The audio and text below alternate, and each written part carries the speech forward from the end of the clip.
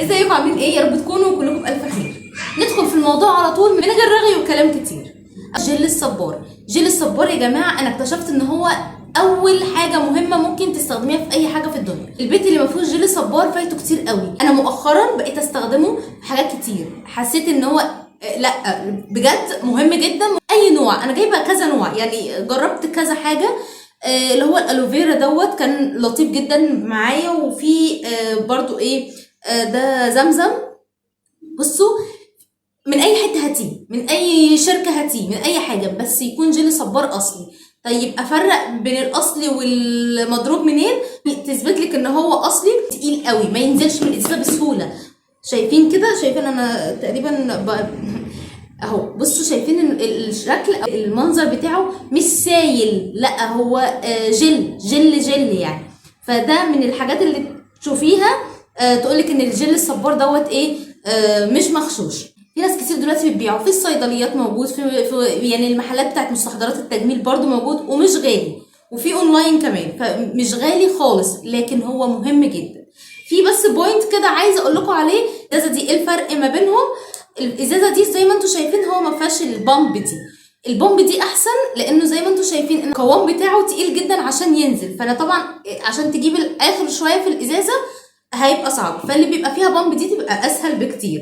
في منه بقى الجيلي صبار بيبقى ابيض، وجيلي صبار اخضر. زي ما انتم شايفين هو يعني تقريبا هو بص بيرطب البشره بطريقه غير طبيعيه، فبجد ترطيب حلو جدا. في ناس كده بتستخدمه حاجات كتير قوي. انا بقى مؤخرا اللي خلاني انبهر جدا، يعني انا جايبه لي الترطيب مؤخرا كده، استخدمته في حاجات وقلت اجرب اشوفه هيدي فعاليه معايا ولا لا. بجد انبهرت. اول مره كنت استخدمه لحاجه كبقى مش ترطيب بس. كان ابني رصته ناموسه في رجله، وهو عنده حساسيه حشرات، اللي هي مثلا لو ناموسه قرصته او اي حاجه قرصته تلاقي ورم في المكان دوت، وتلاقيه انتشر في يعني القرصه انتشرت في المكان اللي حواليها. القرصه كانت في رجله جامده، ورجله ورمت جدا. وساعتها انا بستخدم كريمات الدكتور قايل لي عليها عشان تهدي الورم دوت، وبيبقى كذا نوع من انواع الكريمات زي الفيسودين والحاجات ديت. لكن في يوم انا ما كانش عندي لسه الكريم، يعني ما اتقرص ورجله ورمت جدا وما كانش عندي الكريم، فقلت طب احط له دوت بس يهدي، لان بيبقى الورم ده سخن جدا المكان القرصه بتاعته. قلت اجرب احط بس حاجه، يعني حاجه بس ترطب عقبال ما اجيب له الكريم. عايزه اقول لكم والله بجد ساعتين بالظبط لقيت ان المكان الاحمرار ده راح تماما. الورم بقيت كان جلده مجرمز، يعني تحطه كده جامد، لا هدي والدنيا اهدى.